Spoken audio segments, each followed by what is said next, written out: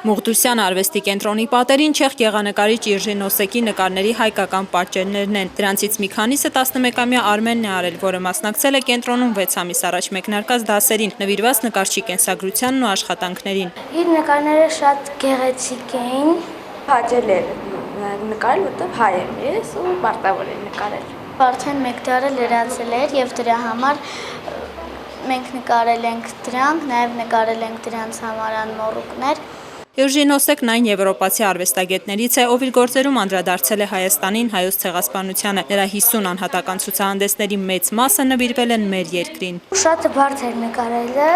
ու այն էր հետաքրքիր, որ ինքը չեխ լինելով նկարել է հայերի ցեղասպանության թեմայով։ Ցուցահանդեսը կազմակերպվել է Հայաստանում Չեխիայի եւ Չեխիայում մեր երկրի դեսպանատների աջակցությամբ։ Չեխ տաղանդավոր գեղանկարիչ Իժի Նոսեկի գործերը բոլորիս Չեխիայում հայտնի են եւ շատ ուրախ եմ, որ նաեւ այստեղ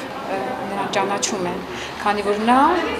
ինքն է անվանել Հայաստանը իր երկրորդ տունը։ Կենտրոնի ստեղծման 1 տարին դեռևս չի բոլորել, այստեղ ներկայում հաճախում է մոտ 30 երեխա։ Ներառական կրթությունը մեր առաջնահերթություններից է, ունենք արդեն երեխաներ մանկատան երեխաներ են գալիս կամ